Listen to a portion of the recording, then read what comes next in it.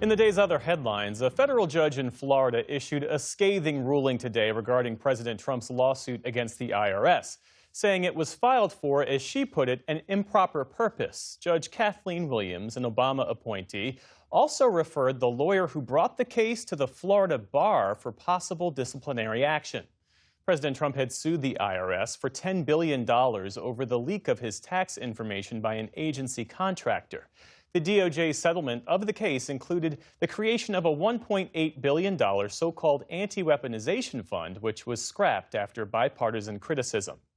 In Maine, Democratic lawmakers are calling for an investigation after ICE agents shot and killed a motorist earlier today. Bystander video shows officers administering aid to the victim in the city of Biddeford, south of Portland.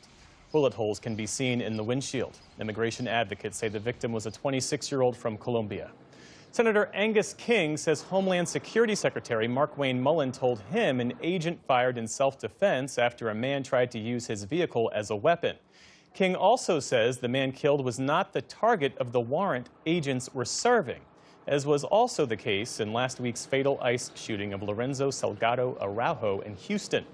The agents involved were not wearing body cameras. DHS has not yet commented on the shooting.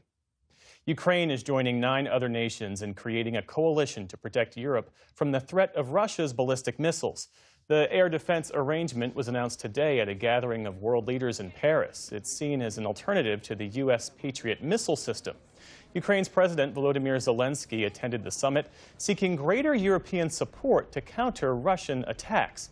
He says this new coalition would help deter further aggression from Russian President Vladimir Putin.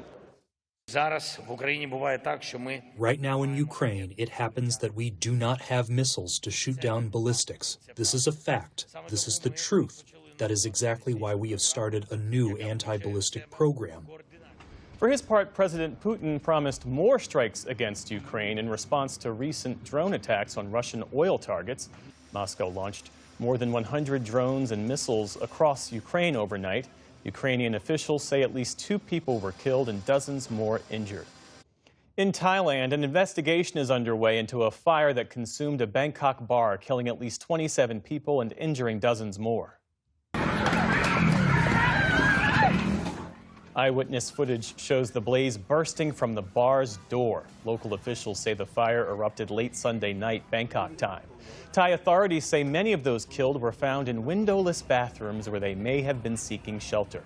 One of the bar's workers describes how he tried in vain to save his brother.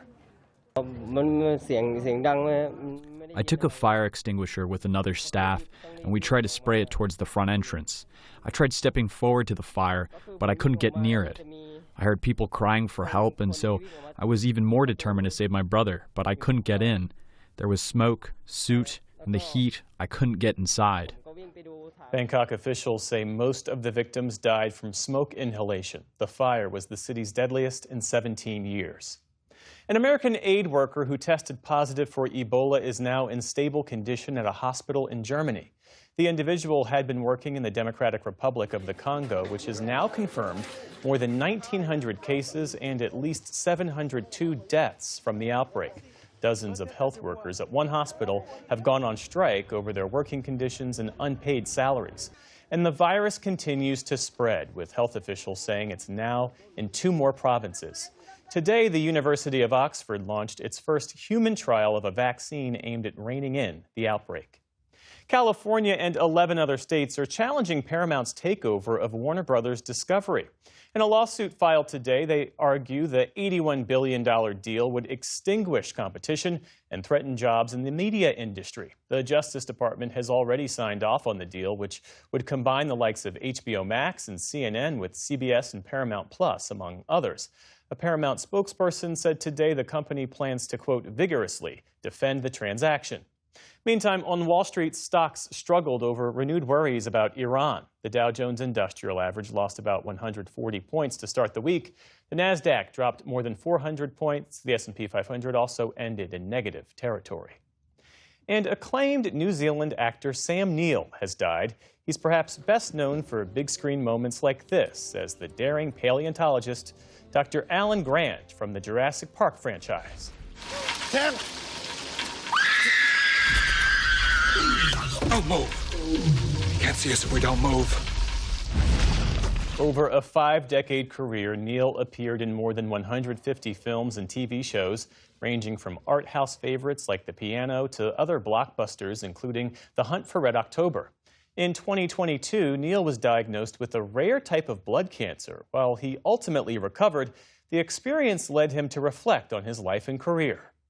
I just want to live longer because life's good, and I feel very blessed with the life I've had. I've sort of brambled between things, just sort of muddled along, but most of it's been a great pleasure.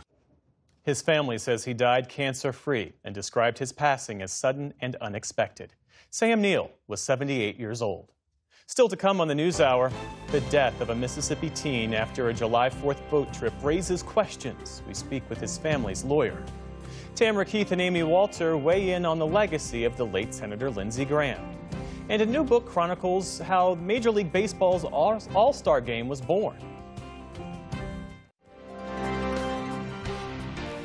This is the PBS News Hour from the David M. Rubenstein Studio at WETA in Washington, headquarters of PBS News. Support journalism you trust. Support PBS News. Donate now, or even better, start a monthly contribution today.